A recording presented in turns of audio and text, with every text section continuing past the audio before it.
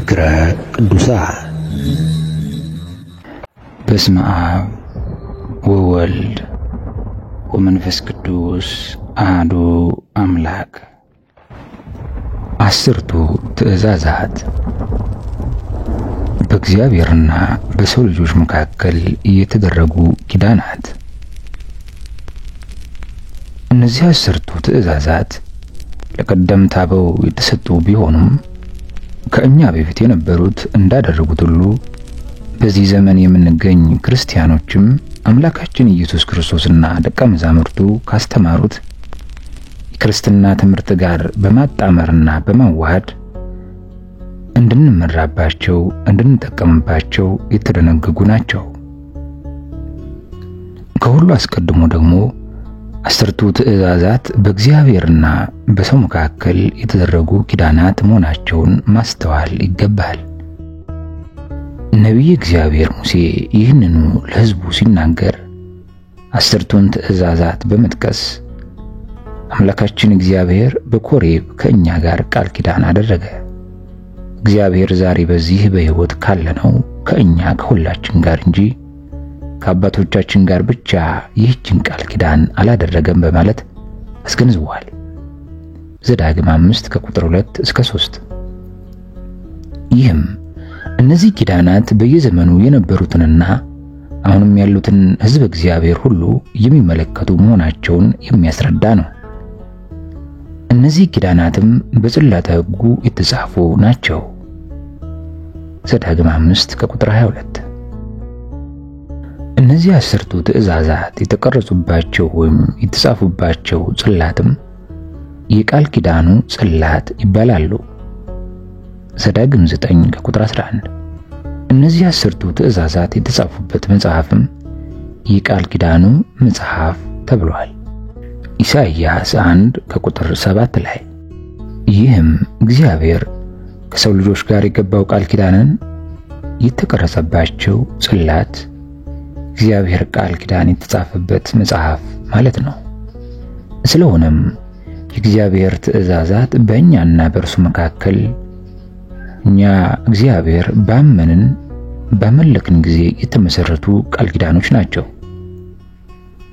አምላካችን እግዚአብሔር እነዚህን ቃል ኪዳናት ከኛ ጋር ያደረገው የእርሱን አስፈሪነት በሚገልጡ አስደንጋጭ ሁኔታዎች ነበር። እግዚአብሔር አስርቱን ትእዛዛት በሰጠ ጊዜ ተራራው ይናወጥ ነበር። የሲና ተራራ ሁሉ ይጤስ ነበር። ከነርሱም እንደ እቶን ጢስ ያለ ጢስ ይወጣ ነበር። ዘጸአት 19 ከቁጥር 16 ላይ ሐዋርያው ቅዱስ ጳውሎስም ሙሴም እጅግ እፈራለሁ እንቀጠቀጥም አለው እስኪል ድረስ የሚታየው እጅግ የሚያስፈራ ነበር በማለት ሁኔታውን ገልጦታል። ዕብራውያን 12 ከቁጥር 21 ላይ ይህም የእግዚአብሔር ትእዛዛት ምን ያህል አስፈሪና ሰዎች ሁሉ ሊያከብሯቸውና ሊፈጽሟቸው የሚገቡ መሆናቸውን የሚያስረዳ ነው። እነዚህ ትእዛዛት የተሰጡት በእግዚአብሔር ከመሆኑም በላይ በራሱ በእግዚአብሔር አንደበት የተነገሩ ናቸው። ይህ በራሱ አስፈላጊና ጠቃሚ መሆናቸውን የሚያመለክት ነው። እግዚአብሔር ለሰው ከሰጠው ነገር አንድስ እንኳ የማይጠቅም የለም። እርሱ በባህሪው ቅዱስ እንደሆነ ሁሉ የሰው ልጆችም ወደ ቅድስናው መቅደስ እንድንገባ ስለሚሻ የሚሰጠን ሁሉ ሕግም ቢሆን ትእዛዝም ቢሆን ራሳችንን ወደ እርሱ እንድናቀርብበት ነውና ጠቃሚ ነው። እርሱም ደግሞ አስቀድሞ እኔ እግዚአብሔር አምላካችሁ ቅዱስ ነኝና እናንተም ቅዱሳን ሁኑ በማለት ለሙሴ ነግሮት ነበር። ዘሌዋውያን 19 ከቁጥር 2። ስለዚህም ነው ሰውን ወደ ቅድስናው መቅደስ ለማድረስ የተሰጡ ናቸው የተባለው። እነዚህ ትእዛዛት በእግዚአብሔር ጣቶች የተጻፉ መሆናቸውና በጽላተ ሕጉ ላይ ተቀርጸው ለነቢዩ ሙሴ መሰጠታቸው አስፈላጊና ጠቃሚዎች መሆናቸውን የሚያመለክት ነው። ዘዳግም 9 ከቁጥር 10 ላይ በመጽሐፍ እንደተገለጠው ነቢዩ ሙሴ ከተራራው የተነገረውን የእግዚአብሔር ሕግ ተቀብሎ ከወረደ በኋላ ከተራራ በታች የሚያቃጥል መስዋዕት፣ የደህንነትን መስዋዕት አቅርቦ ደሙን ወስዶ በሕዝቡ ላይ ረጨው።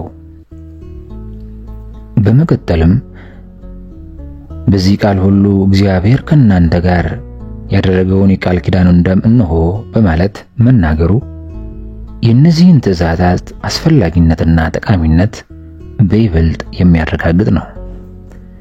ዘዳግም 24 ከቁጥር 4 እስከ 10 ላይ እነዚህ 10ቱ ትእዛዛት አስፈላጊና ጠቃሚ ባይሆኑ ኖሮ በፈጣሪያችን በእግዚአብሔር በወዳጁ በሙሴ እጅ ከአንድ ጊዜ በላይ በመደጋገም ባልተጻፉም ነበር።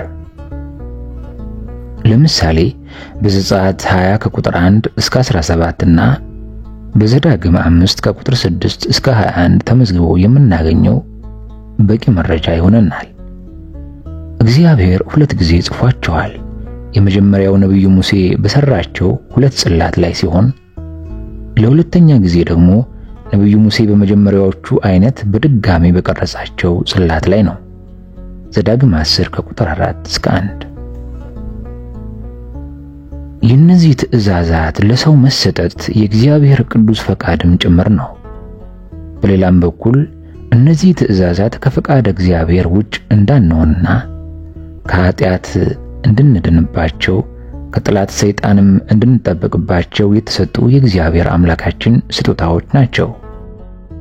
በቅዱስ መጽሐፉም የተጻፈው ሁሉ እኛ እንድንማርበት፣ እንድንታረምበት፣ እንድንጠቀምበት ዘንድ የተጻፈ ስለሆነ እነዚህን ትእዛዛት ዓላማም ይኸው ነው። ይህ ሁሉ እንግዲህ የእነዚህ ትእዛዛት አስፈላጊነት የሚያስገነዝብ በመሆኑ እኛም ጠቃሚነታቸውን እንዲሁም እግዚአብሔር ስጦታዎች መሆናቸውን በመረዳት ራሳችንን ወደ እግዚአብሔር ለማቅረብና የእግዚአብሔር ጸጋ ገንዘብ ለማድረግ የሕይወት መመሪያዎቻችን አድርገን ልንከተላቸውና በተግባርም ልንፈጽማቸው ያስፈልጋል። በቁጥር 10 ስለመሆናቸው 10 ቁጥር የምሉዕነት ምሳሌና መግለጫ ነው። እነዚህ 10ቱ ትእዛዛትም በ10 ቁጥር መወሰናቸው ምሉዕ መሆናቸውን ማለትም ሁሉን የሚያጠቃልሉ ሕግጋትና ትእዛዛትን በውስጣቸው ያካተቱ መሆናቸውን የሚገልጥ ነው። ሕግጋትና ትእዛዛት ሁሉ በእነዚህ 10 ትእዛዛት የሚጠቃለሉ ናቸው። የቁጥራቸው በ10 መወሰን ምሉዓን ትእዛዛት መሆናቸውን የሚያስረዳ ስለመሆኑ የተወሰኑ ምሳሌዎችን እንመለከታለን። የአስሩ ደናግል ምሳሌ ማቴዎስ 25 ከቁጥር 1። በዚህ ምሳሌ መሰረት 10 በመላው ዓለም የሚኖሩ የሰው ልጆችም የሚያመለክት ነው። ይህም የጻድቃንና የኃጥአን ሁሉ ምሳሌ ነው። ጌታቸው እስኪመጣ ድረስ ነግደውና አትርፈው እንዲጠብቁት 10 ምናን የተሰጣቸው ባሪያዎችም ቁጥራቸው ወይም ብዛታቸው 10 ነበር። ሉቃስ ወንጌል ምዕራፍ 19 ከቁጥር 13።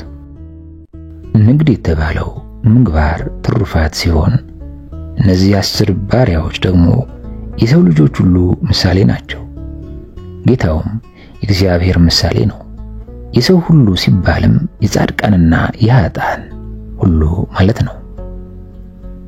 ከነዚህም 10 ባሪያዎች መካከል የፊተኛው ነግዶ ያተረፈው ጌታ ወይ ምናንህ 10 ምናን አተረፈ ብሎ ለጌታው መለሰ። በሉቃስ ወንጌል 19 ከቁጥር 17 ላይ ይህ ሰው በተሰጠው ችሎታ በሚገባ በመስራት የተሰጠውን ኃላፊነት በብቃትና በአሸናፊነት የተወጣ ፍጹም ሆኖ እናገኘዋለን። የተሰጠውን ኃላፊነት በሚገባ በመወጣቱም ከጌታው የተቀበለው ዋጋ ፍጹም ነው። ጌታውም አንተ በጎ ባሪያ በጥቂት የታመንክ ስለሆንክ በ10 ከተማዎች ላይ ስልጣን ይሁንልህ ሲል ፍጹም ዋጋ ሰጥቶታል። የጠፋው ድሪም ምሳሌም 10 ቁጥር የፍጹም ነገር መግለጫ መሆኑን የሚያመለክት ነው። በወንጌል የተጠቀሰችው ሴት 10 ድሪም ነበራት። ከነበራት 10 ድሪም መካከል አንዱ ጠፋባት። ይህ ሴት የቅድስት ሥላሴ ምሳሌ ናት። ለቅድስት ሥላሴም በ10 ድሪም ምሳሌ ከመቶ ነገድ መካከል አንዱ በግ አዳም የጠፋ መሆኑ የታወቀ ነው። በዚህ ታሪክ የምናየው 10 ድሪም የሴቲቱ ጠቅላላ ሀብት ምሳሌ ነው። በሉቃስ ወንጌል ምዕራፍ 15 ከቁጥር 8 ላይ ስለ አስራት አወጣጥ የተነገረውም የሰው መላው ሀብቱ በ10 የተወሰነና የተገለጠ ሲሆን ከዚህ ውስጥ አንዱን እጅ ለእግዚአብሔር እንዲሰጥ የሚያዝ ነው። 10 እጅ የሰውየውን ጠቅላላ ንብረት የሚያጠይቅ የሚያስረዳ በመሆኑ ነው። ሚልክያስ 3 ከቁጥር 7 እስከ 11። በነቢዩ ዳንኤል ታሪክም ተመሳሳይ ቁጥር ተጠቅሶ እናገኛለን። ነቢዩም እኛን ባሪያዎችህን 10 ቀን ትፈትነን ዘንድ እለምንሃለሁ ሲል የተናገረው በ10 ቁጥር ከፍተኛውንና የመጨረሻውን የፈተና ጊዜ ለማመልከት ነው። አባታችን ያዕቆብም አጎቱ ላባ ባደረሰበት ነገር ለሁለት ሚስቶቹ የነገራቸው ነገርም ተመሳሳይ ትርጉም አለው። አባታችሁ ግን አታለለኝ፣ ደሞዜንም 10 ጊዜ ለወጠ ሲል እጅግ በጣም ብዙ ጊዜ ያታለለው መሆኑን ለመግለጥ ተጠቅሞበታል። ቢሆንም 10 ጊዜ በማለት ያታለለበትን ጊዜ የመጨረሻ ብዛት ገልጦበታል። ጻድቁ ኢዮብም በተመሳሳይ ቋንቋ ለ3 ጓደኞቹ ይሄው ስትሰድቡኝ 10 ጊዜ ነው በማለት የ10ን ሙሉነት ወይም ብዙነት አመልክቷል። ኢዮብ 13 ከቁጥር 3 ላይ በመጽሐፍ ቅዱስ ውስጥ ከተጻፉት በጣም ብዙ ምሳሌዎች መካከል የ10 ቁጥርን የምሉዕነት ምልክት መሆን ለማስረዳት ከዚህ በላይ የተጠቀሱት በቂ ናቸው ብለን እናምናለን። ስለ 10 ቁጥር የተባለ ሁሉ በመቶዎችና በሺዎች ለሚነገሩ አስሮችም ሊተረጎም ይችላል። ለምሳሌ የጠፋችውን በግ ተከትሎ ስለሄደው መልካም እረኛ የተነገረው ምሳሌ ይህን ሊያስረዳ ይችላል። በዚህ ምሳሌ ውስጥም 100 በጎች የሚያመለክቱት በእግዚአብሔር የሚያምኑትን ምዕመናን ሁሉ ነው። ሉቃስ ወንጌል ምዕራፍ 15 ቁጥር 4። በወንጌል ጌታው 1000 መክሊት ያበደረው ሰው ታሪክም ይህንኑ ይመስል ነው። በዚህ ምሳሌ ጌታችን ኢየሱስ ክርስቶስ ለማመልከት የፈለገው እጅግ በጣም ብዙ ኃጢአቶችን እየሰራውን ሰው ነው። ሊቁ አውግስጢኖስ የዮሐንስ ወንጌል ምዕራፍ 1 ከቁጥር 11ን በተረጎመበት ድርሳኑ 10 ቁጥር በ10ቱ ትእዛዛት የተገለጡትን የሕግጋት ሁሉ ምሳሌ ነው ብሏል። በእርግጥ 10ቱን ትእዛዛት በጥሞና ብንመረምራቸው በእያንዳንዳቸው ውስጥ ያለው ምስጢራዊ ትርጉም የተቀሩትን ሕግጋት ሁሉ የሚያጠቃልልና ሙሉ ሆኖ እናገኘዋለን። ይሁን እንጂ ሁሉም ተጠቃለው በአንድ ትእዛዝ ይካተታሉ። ይኸውም ፍቅር ነው። አባቶቻችን 10ቱን ትእዛዛት በአንዱ በፍቅር አጠቃለው ሲያበቁ አንዱን ፍቅር እግዚአብሔርና ፍቅረ ቢጽ በማለት ለሁለት ከፍለው እነዚህ 10ቱ ትእዛዛትና ሌሎችም ሕግጋት ሁሉ ከነዚህ ከሁለቱ የፍቅር ዘርፎች የማይወጡ መሆናቸውን በሚገባ አስተምረውናል። ፍቅር የሕግ ፍጻሜ ነው የተባለውም ለዚህ ነው። ሮሜ 13 ከቁጥር 10። ስለ ሁለቱ ጽላት 10ቱ ትእዛዛት ለነቢዩ ሙሴ የተሰጡት በሁለቱ ጽላት ላይ ተቀርጸው ነው። ጽላት ማለት በቁሙ ሲተረጎም ሰሌዳ ማለት ሲሆን በዚህ ትርጉሙም የእግዚአብሔር ሕግጋትና ትእዛዛት የተቀረጸበት ሰሌዳ ማለት ይሆናል። በእነዚህ ሁለት ጽላት ላይ በሁለት የተከፈሉ ትእዛዛት ተጽፎባቸዋል። እነዚህ ሁለት ክፍሎችም ሰው ከአምላኩ ከእግዚአብሔር ጋር ስላለው የአምልኮ ግንኙነት የሚያወሱትንና ሰዎች እርስ በርሳቸው ስለሚኖራቸው ግንኙነት የሚያወሱ ናቸው። እነዚህ በሁለቱ ጽላት ላይ የተቀረጹት ሕግጋትና ትእዛዛት በፍቅር እግዚአብሔርና በፍቅር ሰብ የሚጠቃለሉ ናቸው። አንድ ሕግ አዋቂ ጌታችን ኢየሱስ ክርስቶስን ሊፈትነው ሽቶ መምህር ሆይ ከሕግ ማንኛይቱ ትእዛዝ ታላቅ ናት ብሎ በጠየቀው ጊዜ ጌታ መልሶ ጌታ አምላክን በፍጹም ልብህ፣ በፍጹም ነፍስህም፣ በፍጹም ሐሳብህም ውደድ፣ ታላቂቱና ፊተኛይቱ ትእዛዝ ይህች ናት አለው። ሁለተኛይቱም ይህችን ትመስላለች፣ እርሷም ባልንጀራህን እንደ ራስህ እንደ ነፍስህ ውደድ የምትለው ናት። ኦሪትና ነቢያት በእነዚህ በሁለቱ ትእዛዛት ጸኑ። በእነዚህ በሁለቱ ትእዛዛት ሕጉም ነቢያትም ተሰቅለዋል በማለት መልስ መስጠቱ ይህንኑ የሚያረጋግጥ ነው። ማቴዎስ ወንጌል ምዕራፍ 22። ይህም ደግሞ ትእዛዛት ሁሉ መጀመሪያ ፍቅረ እግዚአብሔር የሚቀጥለውም ፍቅረ ሰብ መሆኑን ግልጥ አድርጎ የሚያስረዳ ነው።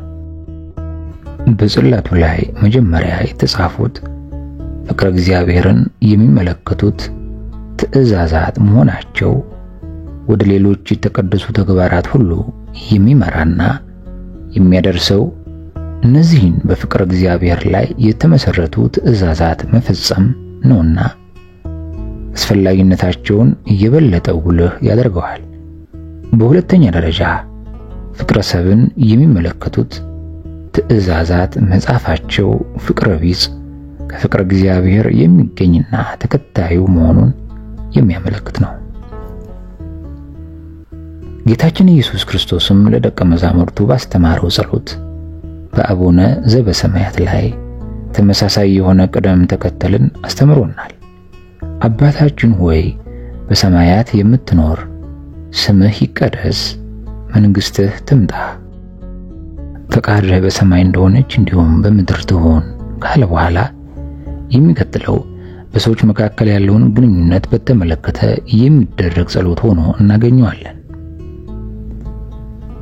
እንግዲህ እነዚህ ሁለቱ ጽላት ለሰው ልጆች መንፈሳዊ ሕይወት መሰረታዊ ጠቀሜታ ያላቸው ሕግጋት እግዚአብሔርን፣ ፍቅረ አምላክና ፍቅረ ሰብን በየገጻቸው የያዙ መሆናቸውን በማሰብ የሚገባቸውን ክብር መስጠት ይጠበቅብናል። የሕግ እግዚአብሔር ሰሌዳዎች ናቸውና። ስለ አስተዋሽነታቸው እነዚህ ትእዛዛት ምንም እንኳ በእግዚአብሔር ጣቶች የተጻፉና በጽላቱ ላይ የተቀረጹ ቢሆኑም ከጥንት ጀምሮ ማለትም ከነቢዩ ሙሴና ከጽላቱም አስቀድሞ በተግባር የነበሩ ናቸው። ቀድሞ በነበሩባቸው ዘመናት በጽሑፍ ያልሰፈሩ በመሆናቸው የተነሳ በኋላ ዘመን በሚሰጡት የተጻፉት ትእዛዛት እንዳይለወጡና ፈጽመው እንዳይረሱ ዘወትርም እየታወሱ እንዲኖሩ እግዚአብሔር ለነቢዩ ሙሴ የሰጣቸው የቀደሙት ትእዛዛት ማስታወሻዎች ናቸው እንጂ እንግዳ ትእዛዝ አይደሉም። ለምሳሌ የሚከተሉትን እንመልከት። አትግደል። ይህ ትእዛዝ በጽላቱ ሁለተኛ ክፍል ፍቅረ ሰብን በሚመለከት ከተጻፉት መካከል አንዱ ሆኖ ከተቀረጸ በኋላ የታወቀ አዲስና ቀድሞ ያልነበረ እንግዳ አይደለም።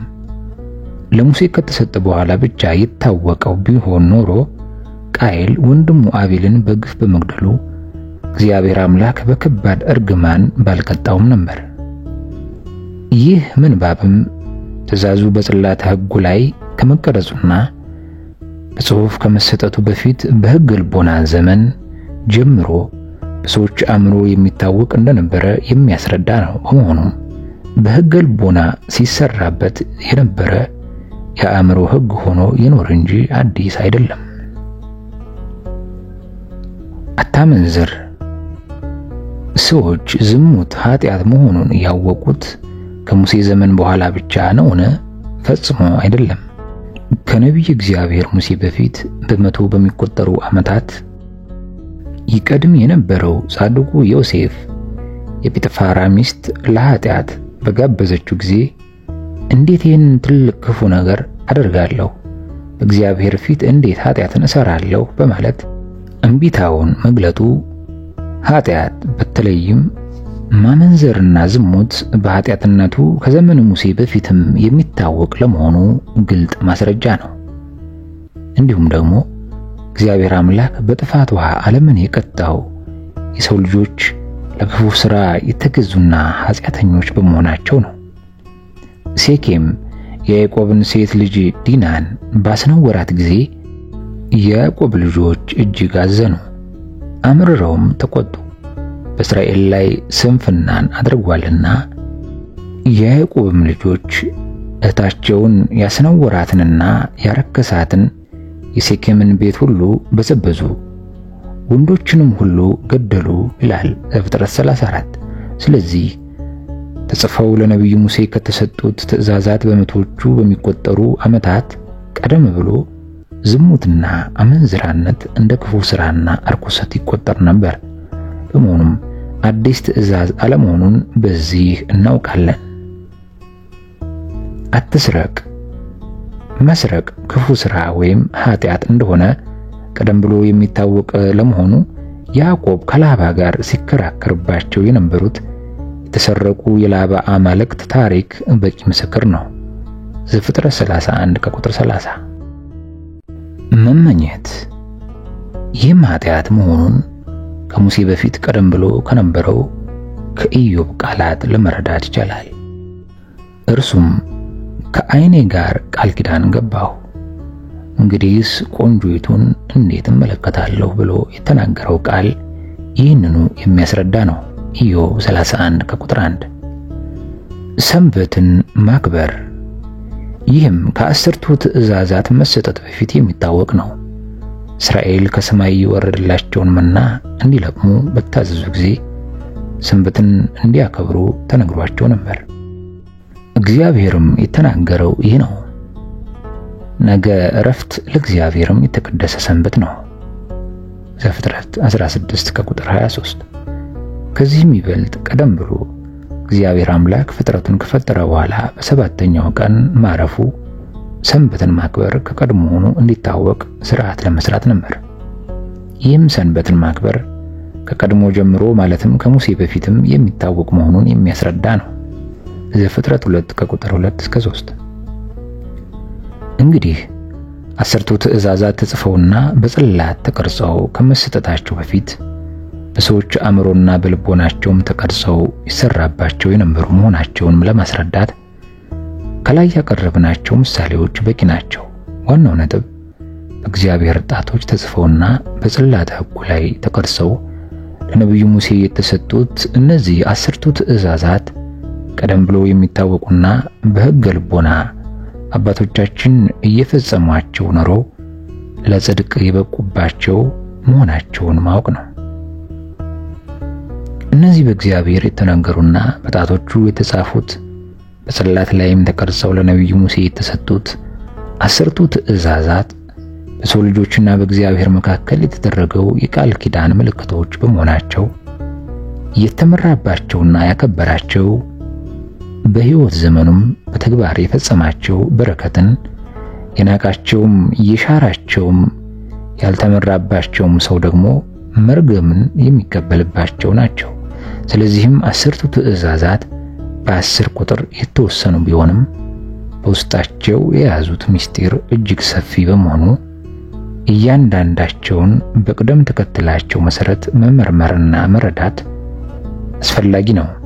በመሆኑም በሚቀጥሉ ክፍሎች አስርቱን ትእዛዛት በመተንተንና ከክርስትና መሰረት እምነት አንጻር የያዙትን ጥልቅ መንፈሳዊ ምስጢር በመመርመር እግዚአብሔር አምላክ በእነርሱ አማካኝነት እንድንሰራ ያዘዘውንና የከለከለውን በሚገባ አውቀን እንድንጠቀም ዘንድ በሰፊው እንማራለን።